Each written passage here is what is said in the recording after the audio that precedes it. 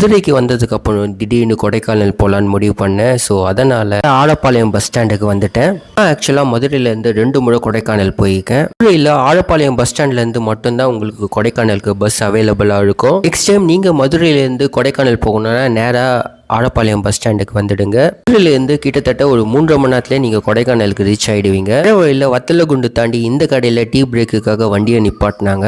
உங்களுக்கு மதுரையிலேருந்து கொடைக்கானல் பார்த்தீங்கன்னா கிட்டத்தட்ட ஒரு 120 கிலோமீட்டர் வரும். லாஸ்ட் டைம் நான் மதுரையிலேருந்து கொடைக்கானல் போனப்போ ஏசி வண்டியில் போயிருந்தேன். இந்த வாட்டி ஏசி பஸ் கிடைக்கல. எனக்கு டைமிங் சரியாக தெரியல எப்போ ஏசி வண்டி வரும்னு சொல்லிட்டு. ஆனால் மதுரையிலேருந்து கொடைக்கானலுக்கு ஏசி பஸ்ஸும் இருக்குது. 1 hour ஒன்ஸ் மதுரையிலேருந்து கொடைக்கானலுக்கு பஸ் இருக்குது. அதே மாதிரி நீங்கள் வத்தலகுண்டு வந்துட்டிங்கன்னா வத்தலகுண்டில் இருந்தும் நீங்கள் கொடைக்கானலுக்கு நிறைய பஸ் இருக்கும். 2 வண்டி மாற வேணான்னு சொல்லிட்டு டேரெக்டாக கொடைக்கானல் பஸ்ஸை வெயிட் பண்ணி பிடிச்சிட்டேன். அண்ட் ஃபைனலாக கொடைக்கானல் ரீச் ஆகிட்டோம் கைஸ். நாளைக்கு கொஞ்சம் இடத்த எக்ஸ்ப்ளோர் பண்ணிவிட்டு நாளைக்கு ஈவினிங்கே திரும்பவும் மதுரைக்கு கிளம்பி போகணும். நாளை மறுநாள் காலையிலே நமக்கு 5 மணிக்கெல்லாம் ட்ரெயின் இருக்குது. கொடைக்கானல் பஸ் ஸ்டாண்ட் போயிட்டீங்கன்னாவே போதும். அந்த இடத்துல உங்களுக்கு 500 ரூபாய் கொடுத்தீங்கன்னா வேனில் உங்களுக்கு எல்லா இடத்தையும் மேக்ஸிமம் கவர் பண்ணி சுற்றி காட்டிட்டு வாங்க. அடுத்த வீடியோவில் பார்க்கலாம்.